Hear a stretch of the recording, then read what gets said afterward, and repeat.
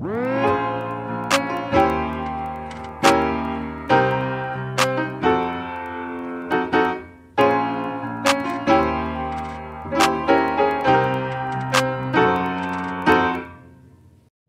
guys, and welcome back to my channel. It is your girl Mpo. If you are new here, hey sis, what is good? And if you're gonna subscribe, thank you so much for constantly watching my content.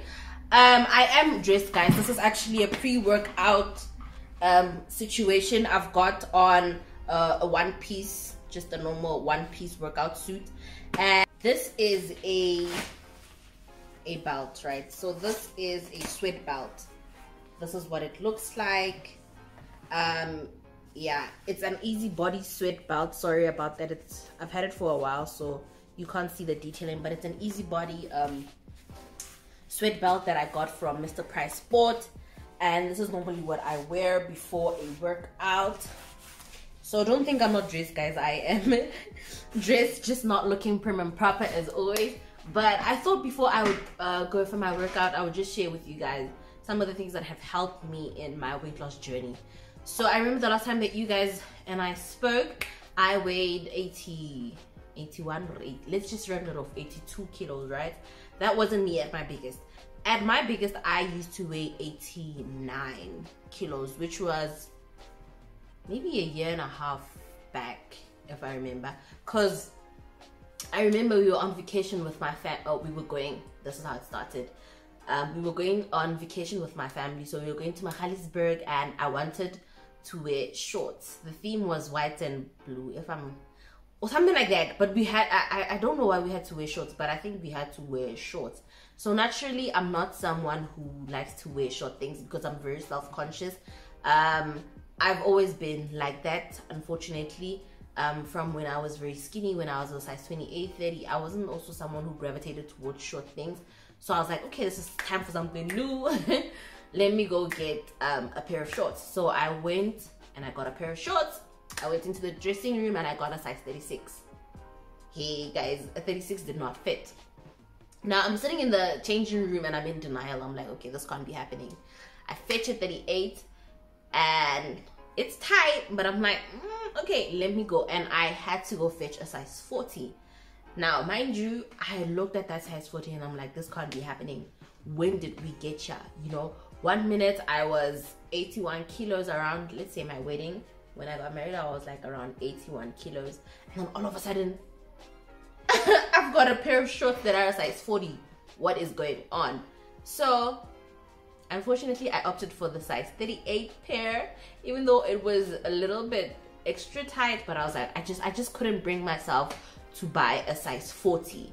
That's when I knew I needed to make major changes because it was just not happening. I knew that once I was a size 40, I would get to a 42. 42 is 44. 44 is, girl, forget it. You know what I mean? I'm not saying you can't lose weight, by the way, after you've been a size 42 or 44. But for me personally, I knew it was just going to be that much harder. And I knew that in that particular moment, how I felt, I felt so sick. I felt so... It's like there's a sense of disappointment, like how could I let myself get to this, you know? And it's not like I wasn't aware of how much I was eating, because I mean, I was aware. I mean, it was lockdown and I was cooking majority of the meals. We were spending so much on groceries, you know, we were making homemade pizzas and everything. Remember, like we were all going crazy with the recipes, right? So I did put on a whole lot of weight during that time, and I just realized, you know what, I don't want to start having complications, you know. Unfortunately, the one thing that we don't want to address is some of the complications that do come with being slightly obese. Not even if it's not slightly, but the difficulties that come with being overweight. So for me already, I couldn't climb a set of stairs. I could not run to save my life. I just didn't want to be in situations where I had to be super active. I didn't like that, unfortunately. And after taking a bath, I would be breathing so heavily. When I had to get dressed, it was just too much. And that's when I knew, you know what, I needed to change my situation. And it wasn't an easy change. It was very gradual. I didn't lose weight overnight, by the way, guys. I lost weight in bits and pieces. So I would lose 4 kilos here, and then gain 2 back, and then lose 4 again, and then gain 3 back. You know, it was a very back and forth situation. So the reason why I decided this time to sit down and talk to you guys, because of all the times when I decided to start weight loss journey, this is the one time where I've kind of been very consistent. You know, I've been able to maintain my weight for some reason, and I've still been able to enjoy the things that I used to enjoy, like your dumplings and your takeout. You know, one thing about me is I do enjoy chicken licking, guys. I enjoy my hot wings, I enjoy my sushi, so I love indulging in those things. But I just think I changed a few things. That's why I'm able now to eat those things and still be able to maintain my weight. So I'm going to give you guys 5 tips, right? This is the first episode, so this is the 5 tips that I think are going to help you in starting your weight loss journey. So the first tip is, I would say to you, look at why you have gained weight, right? Identify what your main problem is. Like I said, for me, I was just eating for all the wrong reasons. If I'm bored, I'm eating. If I'm happy, I'm eating. If I'm sad, I'm eating. If I don't want to talk, I'm eating. You know what I mean? So I would eat from when the sun was out up until the sun would set. You know, plus I would sleep.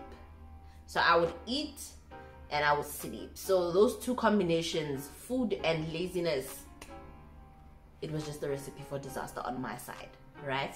So I would say the first thing, identify why you've gained so much weight.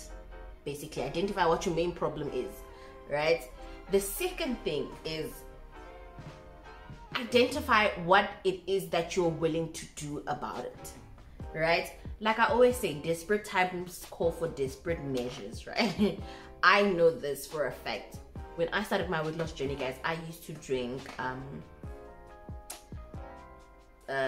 guava. Oh, like I would boil guava leaves, you know, like guava leaves from, not like the actual fruit guava, no, but the leaves from a guava tree. I would boil them and I would drink that. And you know what, guys, I don't even want to, FYI, I'm not saying you guys should do this, but like I said, I was desperate at the time to get my weight loss started, and I would drink that. And you know what those leaves would do? Those leaves would suppress my appetite for a whole day or even 2 days. So I would go days without eating. At first I thought that was a good thing. I was like, no way, I'm not eating, I'm not. But I then sat and I thought, in like the long term, how will I be able to manage this? Because obviously I cannot stay not eating anything, you know. So the one thing I will say about the guava leaves is it was a quick fix, but it was an unrealistic fix. So number 2, guys, identify what it is you're willing to do about your weight loss, right? Number 3, stop this thing. Okay, it's not, because if I say stop, it seems like I am judging, and I can't judge because I have done so much, right? Stick to one plan, right? Personalize the plan, yes, but stick to one plan. I think this one, guys, I think your Kiki challenge, it's a big challenge for a lot of us. Why? Because you find that I am bunting, I'm doing intermittent fasting, I am drinking coffee and lemon, I am drinking guava leaves juice, I'm drinking juice from guava leaves, I'm doing skipping rope, I'm running, I'm just confusing myself, basically. Because it's like, I hope one of these things work. I just hope something works. But how are you going to know what works when you're trying everything all at the same time?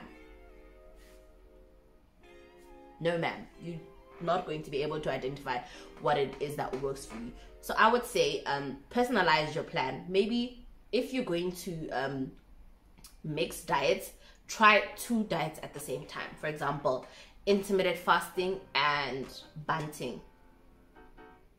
They could easily work together.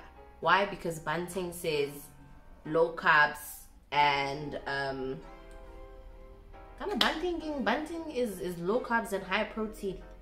Yeah, they focus more on proteins, and then it's like a low carb diet. So you eat your vegetables and you focus more on your meat, or you are just an omnivore and you just focus on your meat. But it's a diet that says less carbs and more protein and your vegetables, like eating your greens and all of that, right? That's bunting. I'm just giving you a synopsis of what it is. I'm not now going to explain it like I am a dietitian. I'm not, right? And then you have intermittent fasting. Intermittent fasting says you fast for a number of hours a day, right?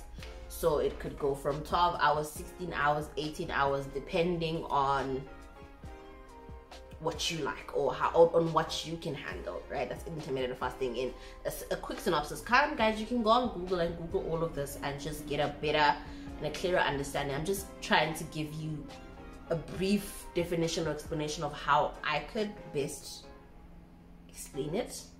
So yeah, there's that, right? You can put those two things together and they could work. But if you were to put something like, I'm not judging Dineo, but you know that Dineo Mudisela, wait, that Dineo, I'll just post a picture of her. She had the famous diet, guys.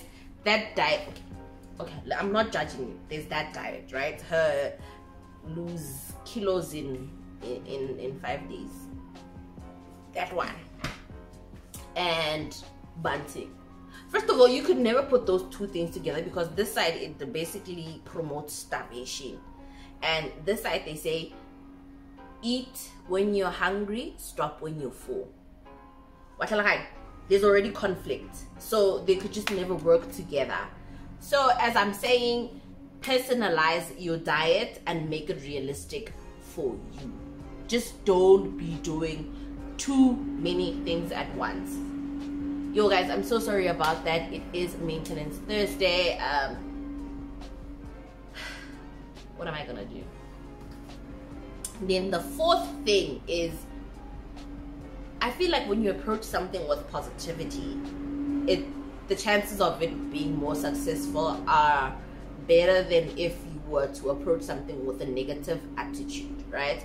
So for example, when I started my weight loss journey, oh, I hate my body, oh, I hate how I look, but I realized that wasn't going to help me be consistent, right? Because I'm constantly bashing myself, I'm constantly saying something negative about myself, something negative about how I look. But I remember when like I said guys, I was on this hard journey, and I just remember saying I will be kinder to myself. Yo, this noise is gonna be the death of me. Guys, I'm so sorry about the noise, really. There's just nothing I can do about it. I hope you can still just hear me. So as I was saying, is it's better to have a positive attitude when you're trying to lose weight and extend grace to yourself than to constantly be negative and say hurtful things to yourself, because that will not make you want to stick to the journey, because it will seem so painful, and every time you look in the mirror you're seeing whatever it is that you dislike. So what I decided is I'm going to extend grace to myself, and I'm going to be very nice to myself. You know, I'm going to shower myself with compliments, even if it's not about my body, but it's about the situation. Like, oh, I see how yes, you go girl. You got this girl, you know, keep pushing girl, because at the end of the day, I love my body. I just want my body, like, I feel good, let's say, inside. I want my exterior to sort of reflect what I'm feeling internally, right? So I want the external to sort of be balanced with what is internal, right? And the truth is, as much as we want to downplay just how important looks are, when you feel good and you look good, that is a combination for the craziest things. You know, you can achieve literally anything when you feel good. Even when you walk into a room and you're wearing a nice pair of jeans and you're feeling good about yourself, there's just so much things that you can achieve so much just from feeling good about yourself. You know, you walk into a meeting and you look presentable and you are feeling like the best thing since sliced bread and electricity, and already there's this fire, the spark, you are ready to go, you know. But also when you don't feel good, for example, I remember in the morning when I had to get up and get dressed for work, and nothing would fit. It would be literally the most frustrating thing, and it would start my day on a Debbie Downer, honestly. Like, there's no way in which I'll just sit there and try and be positive when I'm feeling like, oh my gosh, my favorite jean did not fit, and I'm just feeling, you know, you're feeling down because you're just like, man, I plan to look a certain way today, and that just, my day didn't start off already on a good foot. So you can imagine the excuse my language, but the day that I'm gonna have at work, it's probably gonna be like, it literally just started on a low. So I can't really expect it to go on a high, you know, from that. So like I said, extend grace to yourself and be positive about this journey. And then number 5, I feel like find people who can hold you accountable. Surround yourself with people who can hold you accountable. Why I'm saying this? Because it is so easy to fall off of the bandwagon. Like, it is so easy for me to just be like, oh my gosh, I had a long day, work was shitty, my assignment marks came through and they were just poor. I'm going to drown my sorrows in chicken licking and a bottle of wine or whatever. You know, it's easy to fall off the wagon because as much as you are trying to change your life by losing weight, other life factors are still there. You know, they're still debt, they're still your crazy boss, they're still your annoying best friend. Okay, no shade no shade, but I'm just saying there's still other life factors to consider. So it's easy to fall off the bandwagon, you know. So I would say find someone who holds you accountable, someone who says, friend, no, that's not happening, we're going for a workout, we're going for a walk. No, you can't. Why are you feeling sorry for yourself? Come on, this is not you. Put on your boxing gloves, come, let's go to the gym. If you do go to the gym, you know, have a friend who says, no, let's go for a hike on Saturday. Just surround yourself with people who can hold you accountable for your actions instead of someone who will encourage bad behavior or bad eating. With me, I'm finding that it's a bit hard because my husband eats any and everything. No shade to him, but he is an eater. He eats sweet things, he loves cake, he loves anything sweet, like your scones, your yogurt, your ice cream. He's a big fan, and he's a big fan of pizza.